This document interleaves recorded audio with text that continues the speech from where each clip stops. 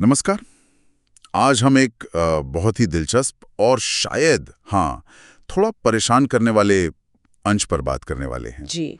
इसका नाम है यथार्थ का अभिशाप। और इसमें दुनिया को देखने का एक बहुत ही गहरा नजरिया है। हाँ, काफी गहरा और निराशाजनक भी कहा जा सकता है इसे। बिल्कुल। जरा माहौल सोचिए। एक वीरान बिल्कुल तबाह मैदान सा, और एक टूटी चट्टान पर कोई अकेला खड़ा है, नकाब पहने, घायल। और उसके मुंह से जो शब्द निकलते हैं वो सीधे जिंदगी की कड़वी सच्चाई पर चोट करते हैं। हाँ, ये अंश शुरू से ही एक भारीपन लिए हुए है। पहली ही लाइन या जो मुख्य विचार है कि ये दुनिया, ये यथार्थ असल में शापित है। शापित? ये तो बहुत बड़ा शब्द है। बिल्कुल।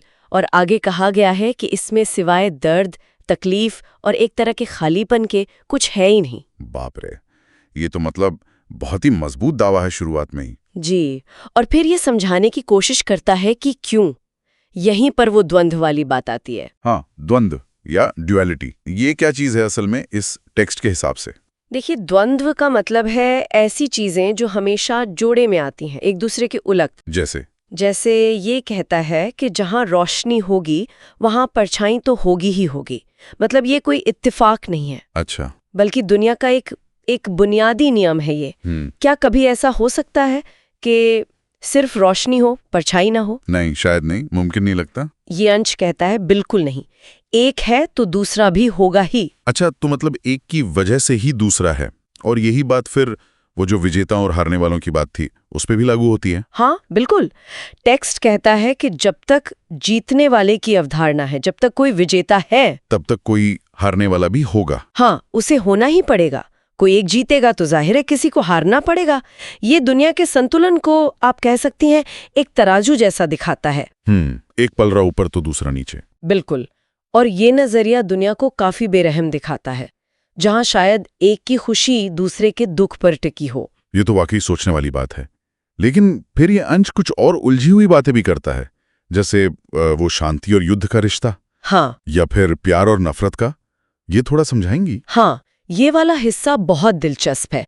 टेक्स्ट कहता है कि शांति बनाए रखने की हमारी जो इच्छा है, और उसे स्वार्थी इच्छा कहा गया है। स्वार्थी क्यों? शायद इसलिए क्योंकि हर कोई अपनी शांति, अपना आराम चाहता है।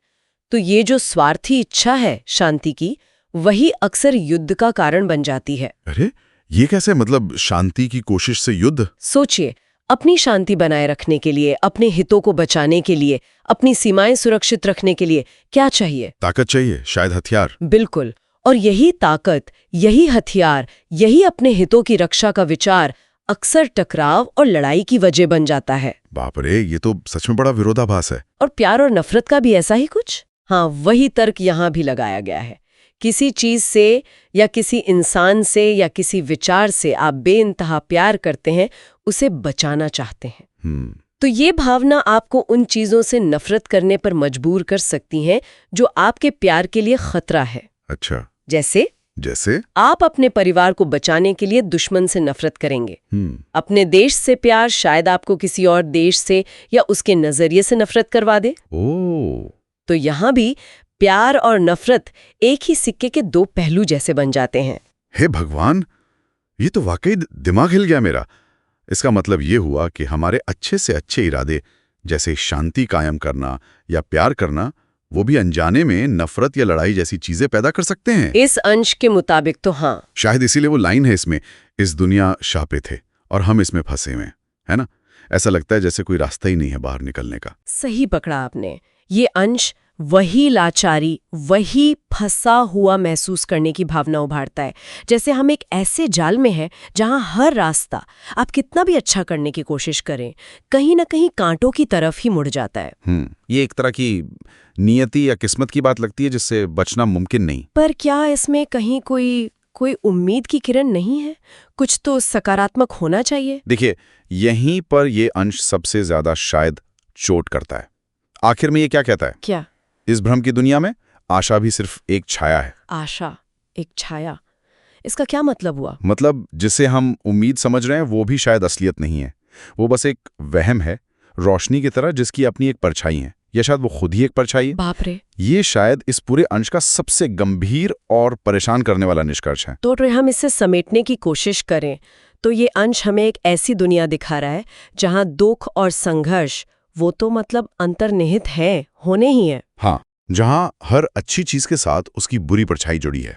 शांति के साथ युद्ध, प्यार के साथ नफरत। बिल्कुल, विपरीत ताकतें हमेशा साथ साथ मौजूद हैं। और तो और सबसे आखिर में उम्मीद भी शायद एक धोखा है, एक भ्रम। हाँ, इस टेक्स्ट का सार यही है, यथार्थ की एक बेहद कठोर, शायद निराशावादी तस्वीर। और ये हमें सोचने पर मजबूर करता है, क्या वाकई दुनिया ऐसी है? क्या ये जो द्वंद्व हैं, ये जो विरोधाभास हैं, जिंदगी के अटूट हिस्से हैं जिनसे कोई बच नहीं सकता? या ये सिर्फ एक खास नजरिया है? हाँ, ये बहुत बड़ा सवाल है। क्या ये सच्चाई है या सिर्फ एक मायूस नजरिया? शायद किसी गहरे दुख या अनुभव से जन्मा हुआ ये सवाल तो उठता है। बिल्कुल। और यहाँ एक आखिरी विचार है जिस पे शायद हमारे सुनने वाले सोचना चाहें। जी। अगर ये अंश सही है, मान ले एक पल के लिए, और उम्मीद भी बस एक भ्रम है, एक छाया है, तो फिर इस दुनिया में जीने का क्या मतलब रह जाता है? किसी मकसद को ढूंढने का क्या अर्थ है? क्या बिना उम्मीद के जिया जा सकता है? ये एक बहुत गहरा सवाल है जिसके साथ ये अंश हमें